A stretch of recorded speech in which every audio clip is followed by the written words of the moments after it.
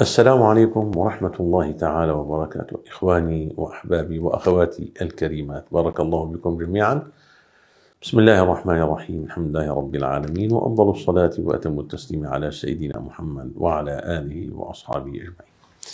إخواني وأحبابي، كنا نسمع من شيخنا رضي الله عنه وأرضاه يقول: العبادات أجساد بحاجة إلى الروح، وروح كل العبادات ذكر الله تعالى. يقول: وسر أسرار كل العبادات الإخلاص لله عز وجل. نسأل الله أن يرزقنا الإخلاص في أعمالنا كلها، ظاهرها وباطنها. أتحدث وإياكم اليوم عن حديث لطالما سمعناه وتحدثنا به ولا نزال، وسنبقى نتحدث به كثيرا، لأن الله تعالى أمر به كثيرا، ألا وهو ذكره سبحانه وتعالى: يا أيها الذين آمنوا اذكروا الله ذكرا كثيرا، لم يقل قليلا. ما هو ذكر الله عز وجل؟ وهل يحل شيء مكانه؟ ذكر الله عز وجل، وخاصة لمن أكرمهم ربي وعاهدوا شيخنا رضي الله عنه وأرضاه، أو أحدثوا عهدا وبيعة بعده رضي الله عنه وأرضاه، ذكر الله، نقول ذكر الله سبحانه وتعالى هو كما أمر ربنا سبحانه وتعالى في القرآن الكريم: واذكر ربك في نفسك واذكر اسم ربك وتبتل إليه تبتيلا، انقطع إليه انقطاعا كليا. ذكر الله سبحانه وتعالى هو ذكر اسم الله عز وجل في القلب، هكذا في القرآن العظيم، وهكذا فعل النبي صلى الله عليه وآله وصحبه وسلم عندما قال له الله تعالى: قل الله ثم ذرهم. إذن ابدأ بالله، باسم الله، الله الله الله. واذكر ربك في نفسك أي في قلبك. فويل للقاسية قلوبهم من ذكر الله. هنا يوجد مضاف محذوف تقدير الكلام: فويل للقاسية قلوبهم من ترك ذكر الله، من ترك ذكر الله. فذكر الله يلين القلوب. لم يقل فويل للقاسية ألسنتهم، مما يدل على أن آلة الذكر هي القلب. إذا كنت أنا أذكر الله سبحانه وتعالى بقلبي، من صلى الفجر في جماعة ثم قعد يذكر الله تعالى حتى تطلع الشمس، أو كما قال الله عز وجل في الحديث القدسي: عبدي اذكرني بعد الفجر ساعة وبعد العصر ساعة أكفيك ما بينهما.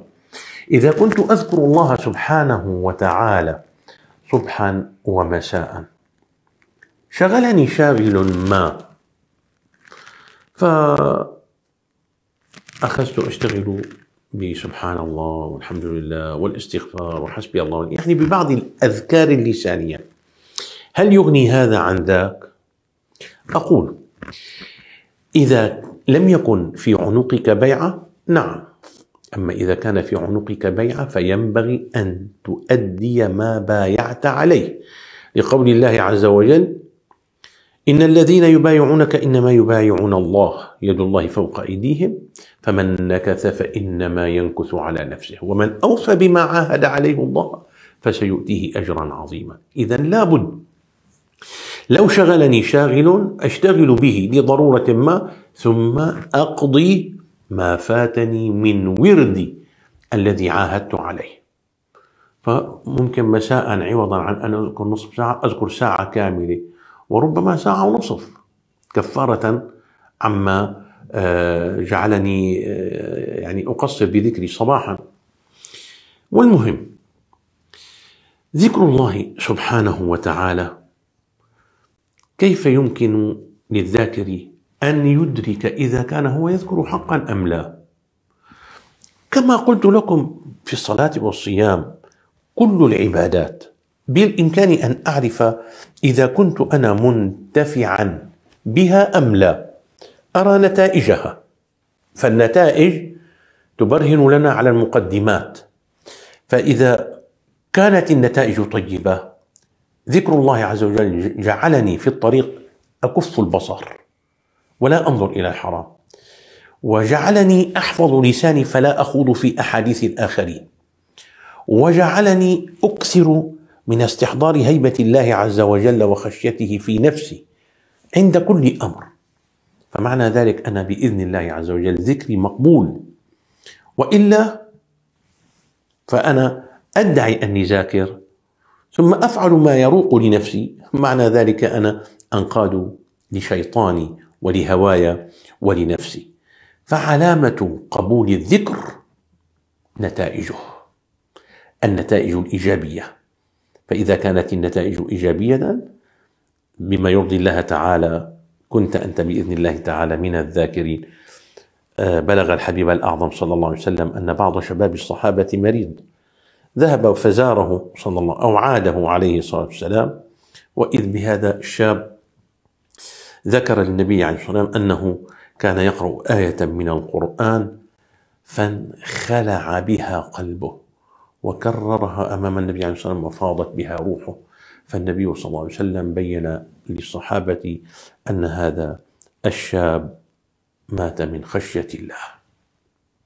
خشية الله هي أعظم ثمرة لذكر الله عز وجل، وإذا لم يكن هناك خشية لله نحن لا نذكر، وإذا لم يكن هناك ترك لما نهى عنه الله تعالى نحن لا نذكر ولا نصلي ولا نصوم. ممكن يعني أن نؤدي حركات، ولكن أن تكون الروح قد صلت أو صامت لا. رحم الله سماحة سيدنا الشيخ أحمد كفتار كان يقول: صلوا وما صلوا لتزكية فكأنما صلوا وما صلوا، صاموا وما صاموا لمعرفة فكأنما صاموا وما صاموا. وهكذا انظروا دائما إخواني وأخواتي إلى النتائج، بمقدار ما تكون النتائج إيجابية وبارتقاء بمقدار ما نكون نحن بإذن الله في موضع القبول، وإلا فلا. إلى حلقة قادمة، وصلى الله على سيدنا محمد وعلى آله وصحبه، والحمد لله رب العالمين، والسلام عليكم ورحمة الله وبركاته.